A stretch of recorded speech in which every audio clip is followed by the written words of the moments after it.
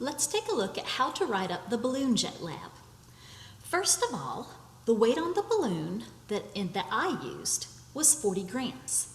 If you use something else, describe the object that you use if you don't have a way to weigh it. Then record the distance traveled by each trial. Make sure you include the unit, which here is in feet, and for the weight is in grams. Next, average the distance traveled. Remember, when you calculate an average, add the three numbers, hit the equals button on your calculator, then divide by 3 because you had 3 different data points. Do the same here. Add the three numbers, hit the equals button, then divide by 3. If you don't hit equals, it will miscalculate the average. I usually hate checking my work and refuse to do it, but this is such an easy check that I'm willing to do this one. Whenever I get an average, my average must be somewhere in between my lowest and my highest value. So let's say we're averaging 20, 21, and 22. If I get an average of 30, that's outside my lowest of 20 and my highest of 22, so it's got to be wrong. If I get something in between 20 and 22, then my average is more likely to be correct. When you describe Newton's first law, you don't have to write the whole thing. You can abbreviate and just write that Newton's first law describes inertia. Inertia says that an object in motion will stay in motion and an object at rest will stay at rest, unless acted on by an outside force. So how does that explain the motion of the balloon? Well, when we first held the balloon in place, it was not moving because it already wasn't moving and there was no force acting on it to cause it to move.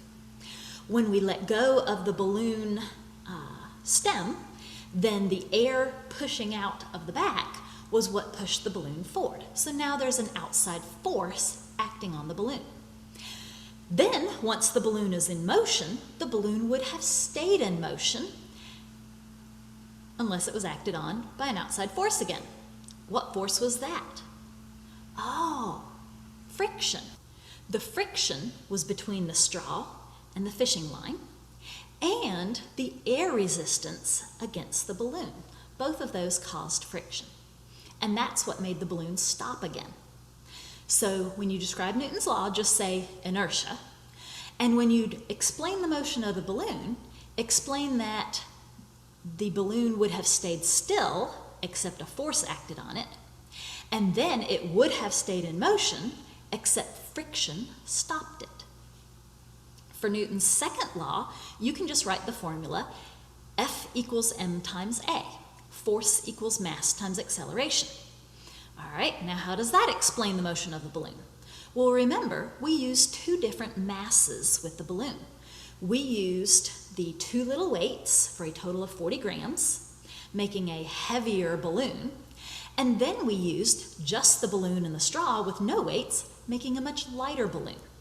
So the first 3 trials with the heavy balloon, you'll notice that it accelerated much less. It went a lot slower, and therefore it did not go as long of a distance. We didn't actually measure the acceleration, but we did measure the distance.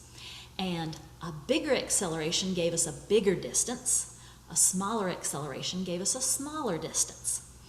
So therefore, when you talk about the balloon, you can say that the heavier balloon with more mass had less acceleration, as shown by the fact that it went a shorter distance.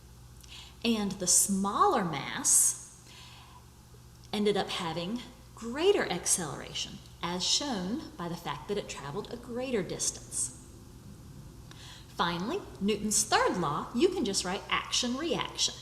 But the full third law says every action force has an equal and opposite reaction force. Now remember, anytime you talk about action-reaction, A pushes B, B pushes A. So don't try to say the air pushed the balloon and the balloon pushed the string, or something weird like that. That's three different things. That's A, B, and C, air, balloon, and string. That doesn't work. It's got to be A pushes B, B pushes A. Always like that. So here, what caused the balloon to move forward? Well, it was the air being pushed out of the balloon. So the balloon pushes the air backwards, and the air pushes what? What direction? I bet you'll figure that one out.